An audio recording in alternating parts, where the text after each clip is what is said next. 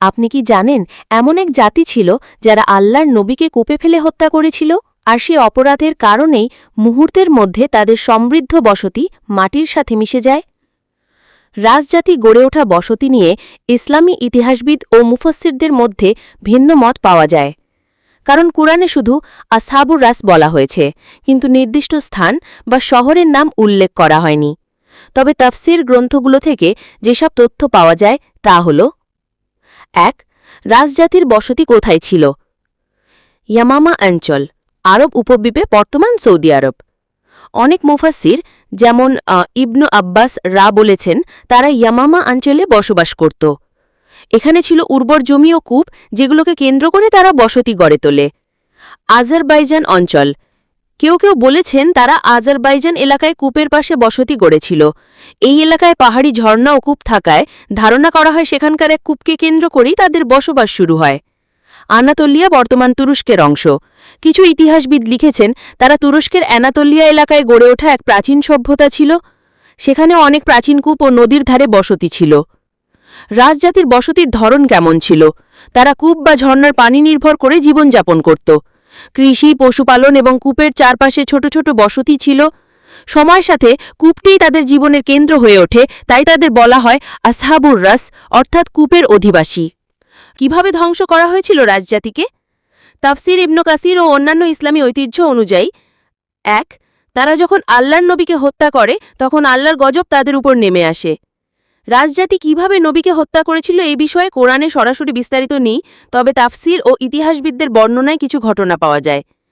তাফসীরের বর্ণনা: রাজজাতির লোকেরা ছিল কূপ বা ঝর্ণার পাশে বসবাসকারী। আল্লাহ তাদের নিকট একজন নবী পাঠালেন, তিনি তাদের শিরক ছেড়ে আল্লাহর একত্ববাদে ফিরে আসার দাওয়াত দেন। তারা নবীকে মিথ্যাবাদী বলে অস্বীকার করল এবং দাওয়াত গ্রহণ করল না। হত্যার ঘটনা: তাফসীর ইবনে কাসির ও অন্যান্য সূত্র অনুযায়ী তারা আল্লাহর নবীকে প্রথমে গ্রেফতার করে একটা কূপে বন্দী করে রাখে। পরে তারা সেই কূপের ঢাকনা বন্ধ করে দেয়, ফলে নবী আলাইহিসসালাম শ্বাসরুদ্ধ হয়ে বা খাদ্যপানির অভাবে শাহাদাত বরণ করেন। কেউ কেউ বলেন তারা নবীকে কূপে ফেলে পাথর নিক্ষেপ করে হত্যা করেছিল। হঠাৎ ভয়ঙ্কর ভূমিকম্প হয়, তাদের বসতিগুলো ভেঙে পড়ে। কারো মতে তাদের উপর ঝড় ও প্রচণ্ড শব্দ বা সাইয়াহ নেমে আসে। আবার কেউ বলেছেন কূপের পানি শুকিয়ে যায়, ফসল নষ্ট হয়, তারা দুর্ভিক্ষে মারা যায়। রাজজাতির থেকে আমাদের শিক্ষা: ১. আল্লাহর একত্ববাদ মানতে হবে। রাজজাতি শিরকে লিপ্ত ছিল, গাছ ও কূপকে পূজা করত, এই জন্য তারা ধ্বংস হয়। শিক্ষা: শুধু আল্লাহকেই উপাসনা করতে হবে, কারো সাথে শরিক করা যাবে না। ২. নবীদের অবাধ্যতা ধ্বংস ডেকে আনে। তারা তাদের নবীকে অমান্য করে কূপে হত্যা করে। শিক্ষা: নবীদের বাণী অনুসরণ করতে হবে, কারণ তাই আমাদের মুক্তির পথ। ৩. অহংকার ধ্বংসের কারণ। তীরা ভোগবিলাসে ডুবে গিয়েছিল এবং মনে করত কিছুই তাদের ক্ষতি করতে পারবে না। শিক্ষা: সম্পদ, শক্তি বা সভ্যতা মানুষকে রক্ষা করতে পারে না, শুধু আল্লাহর আনুগত্যই নিরাপদ আশ্রয়। ৪.